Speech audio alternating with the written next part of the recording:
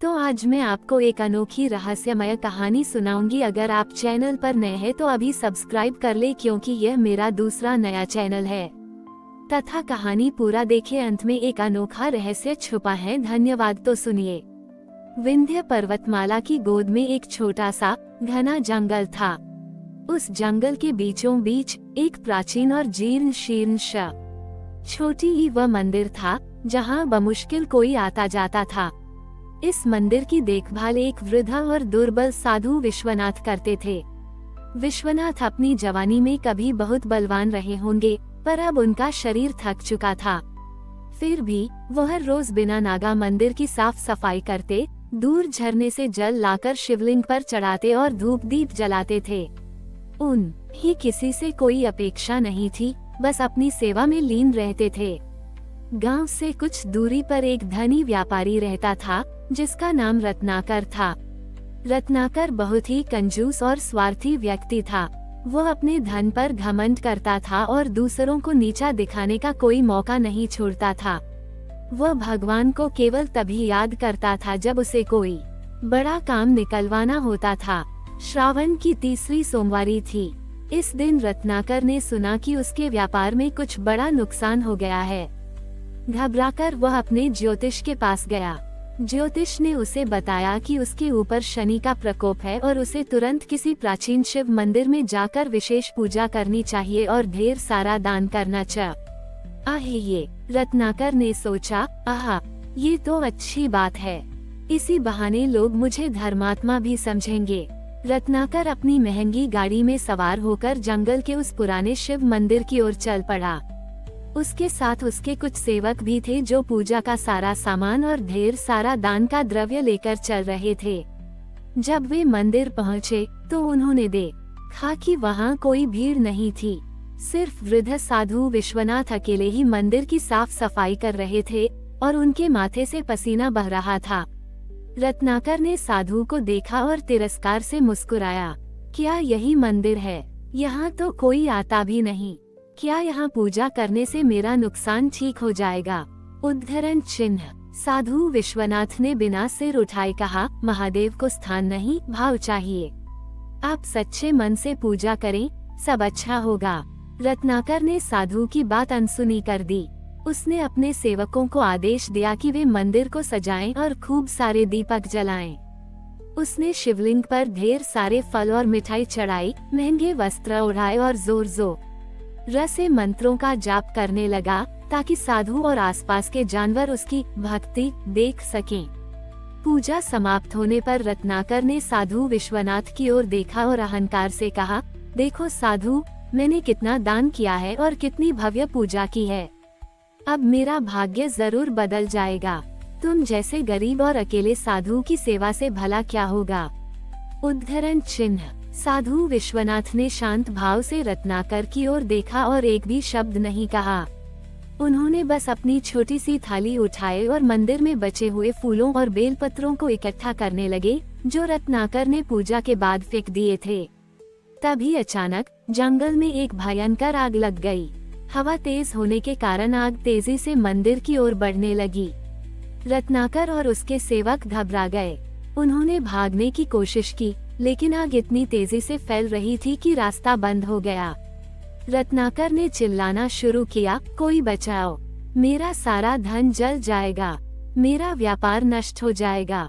साधु विश्वनाथ ने बिना घबराए उस छोटे से झरने से जल लाना शुरू किया और आग पर छिड़कने लगे। उनका शरीर दुर्बल था, लेकिन उनके हाथों में एक अजीब सी शक्ति थी। वह बार बार जल लाते और आग पर डालते। रत्नाकर ने देखा कि साधु अकेले ही आग से लड़ रहे थे। साधु विश्वनाथ के माथे पर पसीना और राख लगी थी, पर उनके चेहरे पर कोई भय नहीं था, सिर्फ सेवा का भाव था। साधु की निस्वार्थ सेवा देखकर रत्नाकर को पहली बार अपनी गलती का एहसास हुआ। वह अपनी जान बचाने के लिए भागा नहीं, बल्कि साधु के पास गया और चिल्लाया, महाराज, मुझे माफ कर दीजिए। मैंने अपने धन पर घमंड किया और आपकी सेवा का अपमान किया। मुझे बचाइए। साधु विश्वनाथ ने रत्नाकर की ओर देखा और फिर शिवलिंग की ओर। उसी क्षण एक चमत्कार हुआ। जहां साधु विश्वनाथ जल छिड़क रहे थे, वहां से एक शीतल अदृश्य वायु का झोंका आया, जिसने आग की लपटों को तुरंत बुझा दिया। आग पूरी तरह शांत हो गई और मंदिर को कोई नुकसान नहीं हुआ। रत्नाकर और उसके सेवक ये देखकर स्तब्ध रह गए। रत्नाकर साधु विश्वनाथ के चरणों में गिर पड़ा और फूट फूट कर रोने लगा। आपने मुझे बचा लिया महाराज। आज मुझे समझ आया कि सच्ची भक्ति क्या होती है। मेरा सारा जीवन व्यर्थ था। साधु विश्वनाथ ने उसे उठाया और मुस्कुराते हुए कहा, बेटा, यह मेरी शक्ति नहीं, महादेव की कृपा है। उन्होंने तुम्हारी सच्ची पश्चाताप को देखा है। याद रखना, धन से बड़ा भाव होता है और सेवा से बड़ा कोई धर्म नहीं। उस दिन से रत्नाकर एक बदला हुआ इंसान बन गया। उसने अपना धन लोक कल्याण में लगाया और वह हर श्रावण की तीसरी सोमवारी को उस शिव मंदिर में जाकर साधु विश्वनाथ के साथ मिलकर मंदिर की सेवा करने लगा। वह जानता था कि भगवान शिव को अहंकार नहीं, बल्कि निस्वार्थ सेवा और सच्चे हृदय से की गई भक्ति ही पसंद है। साधु विश्वनाथ और रत्नाकर की कहानी उस गांव में आज भी यह सिखाती है कि महादेव हमेशा अपने सच्चे और निस्वार्थ भक्तों पर कृपा करते हैं, भले ही वे कितने भी गरीब या अकेले क्यों न हों। साधु विश्वनाथ और व्यापारी रत्नाकर की कहानी, जहां जंगल की आग बुझने का चमत्कार हुआ था, पूरे क्षेत्र में एक किंवदंती बन गई। रत्नाकर, जो कभी घमंडी और कंजूस था, अब विनम्रता और दानवीरता का प्रतीक बन गया। उसने अपना सारा व्यापार नेक कमाई के सिद्धांतों पर आधारित कर दिया और अपने धन का एक बड़ा हिस्सा लोक कल्याण में लगाने लगा। रत्नाकर ने सबसे पहले उस प्राचीन शिव मंदिर का जीर्णोद्धार करवाया। उसने मंदिर को केवल पुनर्निर्मित ही नहीं किया, बल्कि उसे भव्य रूप दिया। मंदिर के चारों ओर यात्रियों के लिए धर्मशालाएं बनवाईं और एक सुंदर तालाब भी खुदवाया जहां भक्त स्नान कर सकें। साधु विश्वनाथ की देखरेख में मंदिर अब दूर दूर से आने वाले श्रद्धालुओं का केंद्र बन गया था। विश्वनाथ ने कभी अपनी सेवा नहीं छोड़ी।